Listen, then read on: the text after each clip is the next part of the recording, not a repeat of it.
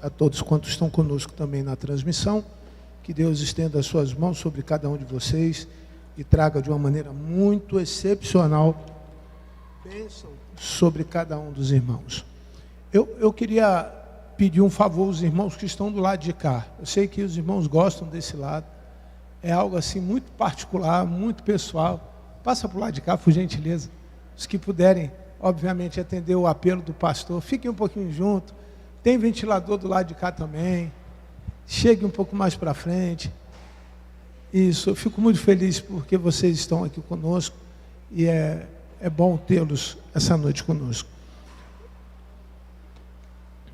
Eu quero lembrar aos irmãos o seguinte: nós temos falado sobre segredos da porta aberta. E alguém pode ficar pensando assim: quantos segredos o senhor já contou? Eu contei um só. E eu espero que você compreenda.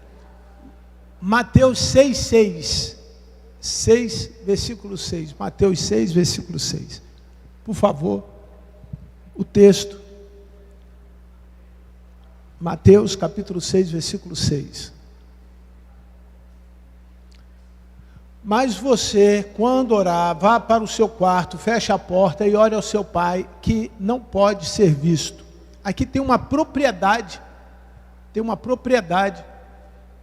de Deus nessa parte. Eu queria falar hoje, começar sobre isso, conversar com você sobre isso. Quando eu penso em segredo, a palavra, ela remete, ela nos leva para um lugar. Algo que somente eu sei. Atende o Lucas, por favor, que ele está ligando para mim. Algo que somente eu sei. Olha que coisa. Nem sempre você tem condições de falar aquilo que só você sabe para alguém. Então, Deus tem um atributo. O que é um atributo? É uma propriedade chamado onisciência. Ciência, todos sabem, conhecimento. Então, Deus tem todo o conhecimento. Ele é o único que sabe tudo, inclusive os nossos segredos. Compreendem? Compreendem isso? Está claro isso? Deus sabe tudo, inclusive o quê? Os nossos segredos. Então você consegue, de alguma maneira, guardar alguma coisa de alguém. Você consegue guardar alguma coisa até mesmo de você mesmo. Quer ver uma coisa que muitas vezes a gente não se atenta? Não se atenta porque a gente tem medo de discutir isso. Muitas pessoas foram violentadas sexualmente na infância. E elas guardam esse segredo a vida inteira. Elas não falam para ninguém. Com medo.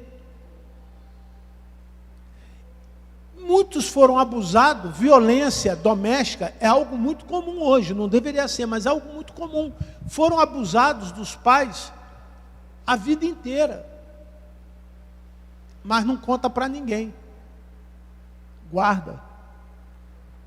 Muitos não conseguem um único projeto na vida de sucesso por conta da influência do que aconteceu no passado na vida dela, que ela não conta para ninguém, é o segredo máximo da vida dela. Mas quero ajudar você. Esse versículo está dizendo que Deus sabe. Então, se Deus já sabe, você pode falar com quem? Com Ele, confia nele. Abra o seu coração para Ele. Pastor, por que isso é tão importante? Porque antes da prosperidade material, nós precisamos encontrar a prosperidade emocional. Numa pessoa desequilibrada, por mais que você seja próspero materialmente, logo você vai gastar a sua fortuna de uma maneira equivocada, errada. Então, é muito comum nós querermos prosperidade material, mas não trabalhamos ainda o equilíbrio emocional para quando nós estivermos com alguma posse, ou com algum dinheiro, ou tendo alguma coisa material diferente dos demais, nós não tenhamos 3 comportamentos que a gente vê muito fácil nas pessoas que têm dinheiro: soberba, arrogância e vaidade. Soberba, arrogância e vaidade. Agora, o pior é quando você não tem dinheiro e continua soberbo, arrogante e vaidoso. Eu não estou justificando dizendo que quem tem dinheiro tem direito de ser soberbo, arrogante e vaidoso. Não. O pior é por conta dos nossos traumas do passado, nós continuamos sem recursos materiais, mas continuamos como? Arrogante, soberbo e vaidoso. Como é difícil. Obrigado, amado irmão. Como é difícil lidar com pessoas que não têm absolutamente nada na vida e elas são arrogantes, adoram humilhar as pessoas.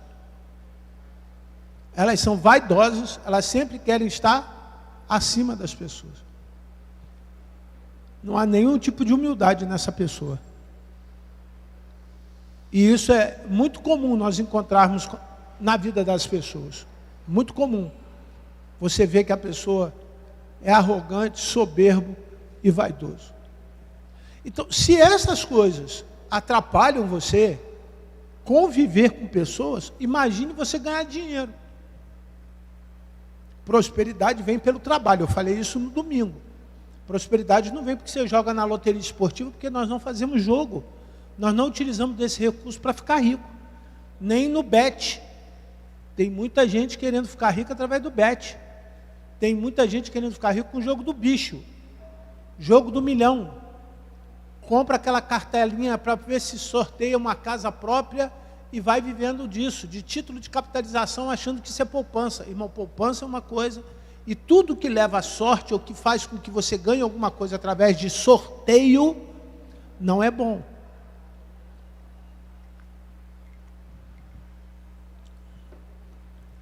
O mais interessante é que nós convivemos com isso com uma naturalidade muito grande.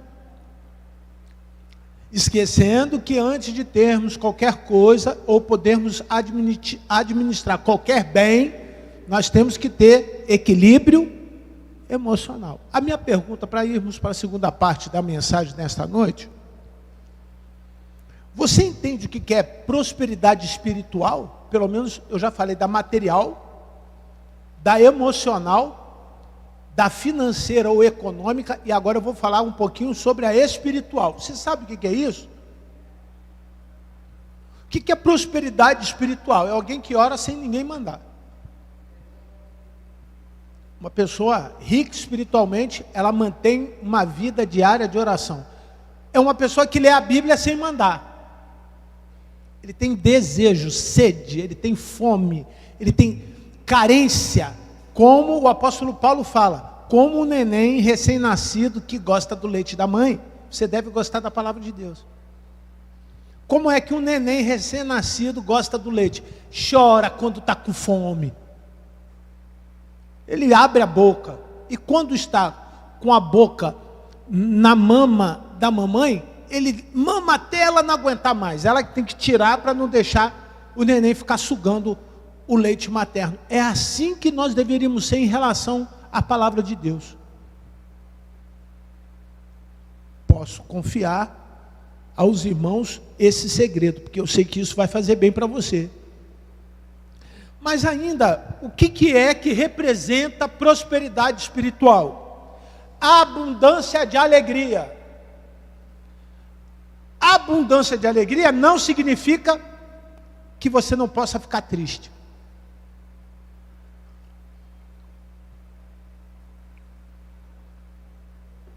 E às vezes nós ficamos muitas vezes mais tristes do que alegres. A semana começa, você fala, não, essa semana vai ser diferente. Aí começa. Terça-feira você vê que é a mesma coisa. Aí chega aqui na quarta, você fala, Senhor, é a mesma coisa. Pastor, os irmãos que cantam, a porta, a luz, até a luz não muda, nada muda nesse lugar. É a mesma coisa. Mais um segredo para você. Para mudar a vida espiritual, nós não precisamos mudar do ambiente. Nós não precisamos mudar no ambiente. É por onde você for, as bênçãos do Senhor estarão com vocês. Amém? A planta dos vossos pés, onde pisar, será abençoada. Amém? Então, não é porque eu estou aqui ou porque eu estou do outro lado da rua. Depende só de mim.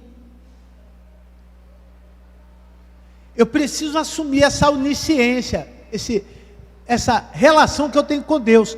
Deus já sabe, mas Ele falou que eu preciso falar para Ele. Eu vi um vídeo hoje da maior igreja do mundo na China. A maior igreja do mundo na China. Eles têm uma área para aproximadamente mais de 10 mil pessoas assistirem simultaneamente o culto. Em 111 línguas diferentes. Os caras sentam, pegam o fonezinho, apertam o botão, qual é o idioma que ele fala, para ele entender o idioma na língua dele. Aí eu lembrei do Espírito Santo. Falei, lá atrás, no livro de Atos, quando Pedro começou a pregar, e não tinha tradutor, não tinha inteligência artificial, o que Deus fez? Cada um ouvia na sua própria língua. A inteligência artificial já existia. Só que as pessoas não sabiam. E que inteligência era essa? O Espírito Santo, o próprio Deus. Os gregos entendiam grego, os midianitas entendiam em medianitas, os fenícios, os romanos, os da Macedônia, cada um entendia na sua própria língua. O que mudou? Vamos pensar que aqui nós somos todos oriundos de uma mesma língua, a língua portuguesa. Mas nem todos, por mais que estejam me ouvindo, estão me entendendo. Então nós também precisamos de um tradutor. Prosperidade espiritual é quando eu tenho esse tradutor, que é o Espírito Santo, à minha disposição. Vocês compreendem que nós passamos muito tempo achando que fomos batizados e ponto final, acabou a história? Que você foi, tomou banho naquele dia do batismo, saiu da água, morreu para o mundo, vivo para Cristo. Primeiro que você não morreu para o mundo. Ali é apenas uma ilustração. Quando você sai da água, você continua com uma porção de pecados que nem você mais lembra disso. Mas lembra que tem um Deus que é onisciente, que Ele lembra? Aí você nasce para Jesus. Tem alguns que foram batizados que nunca nasceram para Jesus. Porque uma pessoa que nasce para Jesus, ela é o quê? Transformada. Ela muda a maneira dela de pensar, ela muda a maneira dela de agir, ela muda a maneira dela de falar, ela muda a maneira de se vestir, ela muda a maneira de comer, ela muda a maneira de trabalhar. Isso é prosperidade espiritual. Isso é propriedade espiritual, porque quando eu tenho o Espírito Santo, eu tenho a capacidade sobrenatural de tornar conhecido de um Deus que é maior do que qualquer outra coisa nesse mundo, as minhas causas, os meus problemas, as minhas dores, as minhas frustrações, os meus planos. Quem não tem Jesus não tem este sobrenatural de Deus, chamado Espírito Santo. E aí fecharam a gente dentro da porta.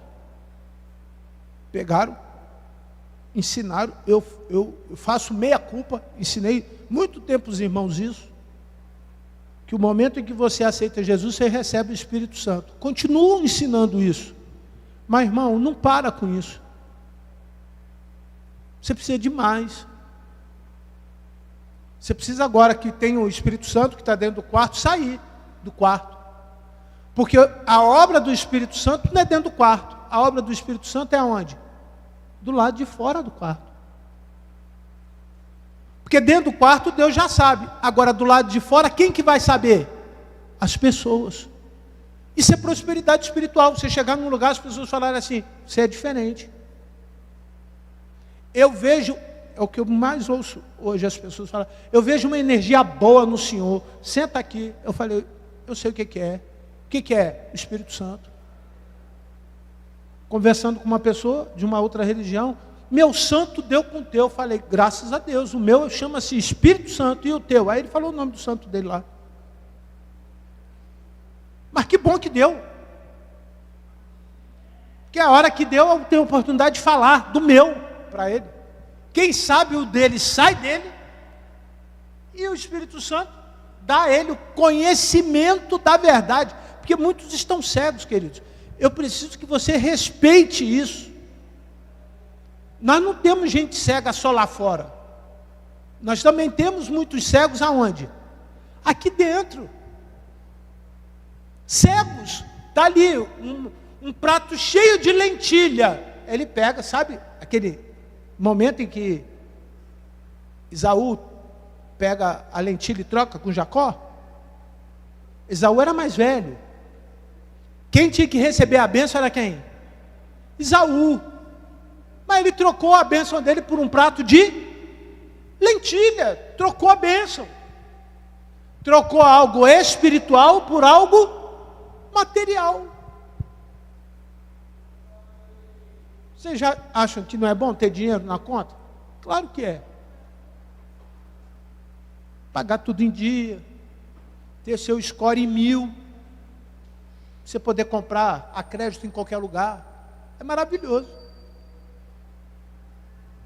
Mas além disso, você não acha que é importante você ter uma vida diária de oração, uma vida de leitura bíblica, uma vida de comunhão, uma vida de serviço, porque o Espírito Santo só pode atuar onde tem Jesus.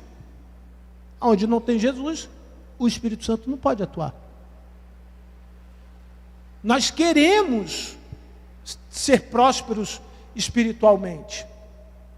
E eu vou dizer uma coisa para você que aparentemente pode até ser um absurdo. E depois eu explico por que eu afirmo que aparentemente pode ser um absurdo. Presta atenção. Quantos dons você acha que você tem? Quantos dons? Todos nós sabemos que a salvação é o primeiro dom. Amém? É o dom da salvação. Qual o primeiro dom que nós recebemos? O da salvação. Agora, quantos outros dons tem? Segundo os historiadores bíblicos e os que nos ensinam a respeito de dons espirituais, os mais pneumatológicos possíveis, aqueles que estudam o Espírito Santo, afirmam terem 32 dons. Tem quem diga que são 17. Irmão, seja 32 ou 17, irmão, eu preciso só ter 2. Eu preciso só ter 2. Eu não preciso do resto. O resto, se Deus quiser me dar, amém. Mas eu só preciso ter 2. Qual é o primeiro? Qual o primeiro? Repitam. Qual o primeiro? E o segundo? Serviço. Tem finalidade alguém ter o dom da revelação se não for para servir? Salvação. E qual é o segundo? Serviço. Tem finalidade dom da profecia. Dom da profecia. Dom de línguas. Tem finalidade? Dom da cura. Tem finalidade para quem não quer servir? Dom do ensino. Pastor, Deus me deu o dom. Qual? Do ensino. Tá bom. Eu preciso de você na escola bíblica dominical. Ah, não tem tempo não. Você não pode contar comigo. Com as crianças. Ainda tem pouquinho criança, só tem umas 5. Tem umas bênçãos que estão chegando aí, mas vale por 10, mas só tem 5 por enquanto. Não, pastor, não tem tempo não. Domingo é o único dia que eu tenho para tomar conta da minha família. Tá bom. Valeu. Use o seu dom. Dom de não fazer nada. Isso tem me incomodado profundamente. Quando o Espírito Santo, uma vez, de uma maneira muito pessoal, falou assim: por que você está pedindo mais se você não dá conta dos dois que eu quero que você dê conta? Falei: Senhor, agora eu quero ter o dom de cura, botar a mão nas pessoas, as pessoas saem andando. Aí Deus falou: para mim. Para quê? Ela vai andar e depois? Depois o que vai acontecer? Se você não ensinar quem está cego, o cara fica bom do olho e não tem Jesus. Se você não ensinar quem está paralítico, o cara fica em pé, anda, vai embora da igreja e não tem Jesus. Aí eu entendi que eu preciso de todos os demais dons para eu fazer só uma coisa: servir. Servir. Quer alguém mais feliz do que aquele que serve o Senhor Jesus? Olha que coisa, irmão. Não é vir à igreja. Vir à igreja não é servir. Isso aqui é religião. Você podia ter ido para o Maracanã, ver o jogão que vai dar daqui a pouco, às 9h30 da noite. Servir tem direção. Nós estamos aqui, eu comentei isso com a minha mãe. Mãe, quando eu vou para o culto, eu abasteço as minhas energias. Tá, segunda pesado, terça pesado, amanhã, meu Deus do céu, véspera de feriado. Cara, eu vou ter que ir em Itaguaí, irmão. Imagina. Ter que sair de madrugada, pegar a estrada, o pessoal viajando e eu indo para trabalhar. Não sei se vai dar tempo de voltar, não sei o que vai acontecer. Muita gente, engarrafamento, previsão de chuva. Mas agora aqui, ele vai me abastecendo de energia. Para quando eu levantar amanhã, eu vou contar um segredo para você. Muitos dos meus problemas, que eu tinha que me preocupar amanhã, quando eu venho na igreja, Deus resolve. Quando chega amanhã, é outra coisa diferente do que eu estava pensando que seria. Muitas vezes, quando eu vou falar assim: Senhor, Ele fala para mim no meu coração: eu já agi a teu favor. Eu já tomei conta da sua necessidade. Eu já movi o céu e a terra, porque você é meu servo. Servir é bom, gente. Servir faz bem. Me mostra um dos 12. Eu quero só dos 12. Não vou nem levar para o Velho Testamento, porque você vai ter uma porção de gente lá. Me mostra um dos 12 que morreu de velho. Provavelmente você vai pensar o mesmo que eu. João, que tenha morrido de velhice. Provavelmente. Você pensou assim: só um. Morreu de quê? Provavelmente. Não é muito certo, não. O resto tudo morreu facinho, né? Decapitado, degolado, estrangulado, enforcado, né? Só morte boa também. Pedro, por exemplo, lembra como Pedro morreu? Os caras iam matar ele na cruz, o que ele falou? Igual o meu Jesus? Não, bota de cabeça para baixo. Irmão, se para cima já dói, imagine você com sangue todo na cabeça. Imagine, leva mais tempo para morrer. Assim, morre mais rápido do que de cabeça para baixo. Imagine, o sofrimento assim já é grande, imagine ele de cabeça para baixo. Tiago, decapitado. Pegaram o cara. Agora, você não é irmão de Jesus? Sou. Não, vamos te matar. Vai matar como? Cortar a tua cabeça. Então, cortou a cabeça. Lembra de Estevão? O que Estevão fez para morrer apedrejado? Quais eram as principais características de Estevão? Bom, honesto e justo e caridoso. Eram essas características de Estevão. Como que Estevão morre? Como que ele morre? Com flor. Pegaram uma porção de flor, foram jogando, cada um jogou uma florzinha nele. Foi assim? Não. Pedrada, irmão. Já imaginou? Já imaginou, querido? Já imaginou? Você está na Praça do Catumbi, pregando o Evangelho, cheio do Espírito Santo, porque foi por conta da morte de Estevão que Jesus foi ao coração de quem? De quem? Do apóstolo Paulo. Morre um, nasce outro. Compreenderam? Compreenderam? Às vezes o que precisa, irmão, nessa igreja é você entender que o tempo de sacrifício que nós estamos passando é para uma montoeira de gente aceitar Jesus um dia. Não desista não. Não desanima não. Não para de fazer o pouco que você faz não. Anima quem não está fazendo nada, porque um pouquinho de cada um a gente faz muita coisa no reino de Deus. Para que daqui 100 anos, quando a porta ainda estiver aberta, as pessoas digam, olha, passou uma geração em que entregou a sua vida, e muitos perderam muita coisa naquela época, para que a igreja de Jesus permanecesse aberta para salvar um pecador. Você compreende a importância de servir? Pode ser que você esteja buscando prosperidade, mas esse é o maior prêmio de quem é salvo, é receber o dom do serviço.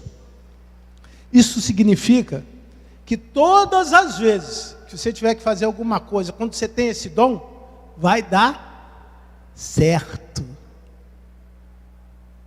Porque o teu Pai, que está no céu, e que sabe, em secreto, tudo que você precisa, Ele vai fazer o quê? Vai te ajudar, meu irmão. Ele vai te ajudar. Não fica preocupado com o que está dando certo na casa do vizinho. É o mito da grama verde, né? Da grama do vizinho, eu acho o nome do negócio lá. Tem um livro, eu anotei aqui, mas não é tão importante não. Aquilo que Deus promete, meu irmão, Ele vai atingir direto você. E vai abençoar você. Vamos ficar de pé, vamos cantar agora? Vamos adorar o Senhor, pedir ao Senhor.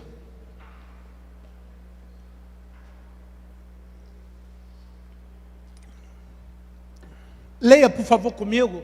Pedi o projetor para colocar ali. 2 Coríntios 9:6. 2 Coríntios 9:6. Pedi para os irmãos aqui também lerem, por favor, que tem microfone, ajuda o diabo a sair correndo. Vamos ler juntos? Lembrem disto: quem planta pouco, colhe pouco. Quem planta muito, colhe muito. Eita, glória.